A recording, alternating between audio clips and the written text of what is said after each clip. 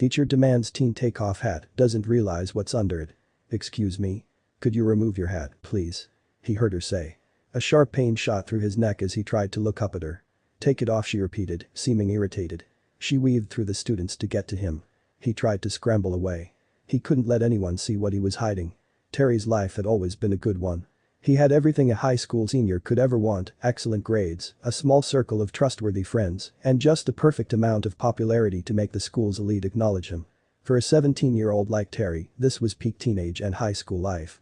He didn't know that everything was about to turn sour.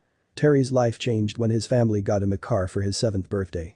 He'd always wanted to have his own set of wheels, and now that the dream was a reality, he couldn't be happier. But what was supposed to bring him the joy he'd dreamt of since joining high school would seemingly put his life in danger. That fateful day started as many of the others did for Terry. He got up, showered, had breakfast with his family, and hurried to school. The drive to school was usually a short 15 minutes behind the wheel, but today, traffic was thick around the town. Terry tried his best to maneuver through the hundreds of cars. He was almost halfway down his route when it happened. Terry had stopped at a red light, waiting for it to go green. He'd been on the road for almost an hour now. He didn't want to be for school again. The light blinked green, and Terry pressed his foot on the gas. His car glided forward, but another vehicle flew in with speed, digging into his side. Terry couldn't explain what had happened. One minute he was gripping his steering wheel with impatience, and the next, his car was screeching to the side. A crippling pain flared throughout his body where he sat, his seatbelt firm across his chest. Although red liquid and black splotches covered his sight, he could see his car was reduced into mangled pieces of metal. But that wasn't the worst of it. The other vehicle had toppled to the side of the road. Had its driver met a worse fate than Terry? Terry struggled with his seatbelt until it came off.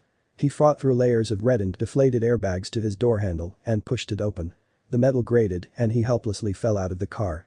He crawled to the vehicle to help whoever was inside, but something happened. The dark spots over Terry's sight were growing, blackening his view. His energy was also waning.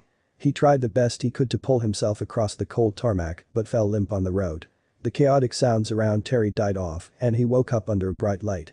"You're fine," a soft voice said over him as a cold hand pried open his eyes and flashed a bright torch at them. What was happening? "You were in an accident," Terry's parents explained as soon as the doctor left. "But you are doing well," his mom added. Her eyes were puffy and she squeezed a damp handkerchief in her palm. "We were so worried." The days after that blurred quicker than Terry could count them. Apart from losing a patch of hair due to stitches at the back of his head, he felt strong enough to go back to school. But this would spiral into another massive problem. 2 weeks after Terry's accident, he insisted on returning to school, and his parents allowed it.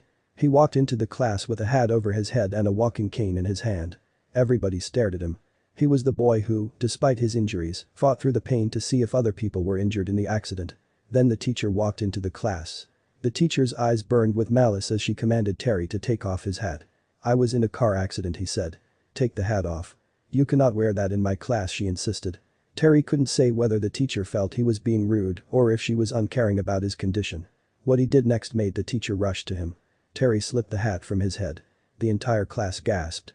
He looked around, his eyes landing on the teacher. She took a step back, then moved to speak before stopping herself. Terry could see her eyes glint all over his scar. He felt uncomfortable standing before the class like this. Did he make a mistake coming to school while still healing? "You can put your hat back on," said the teacher. "But I can't wear hats in class," Terry replied. "I mean, I can do it, but not if I'm breaking the rules." He thought about storming out of class, but then saw it fit to lighten the mood.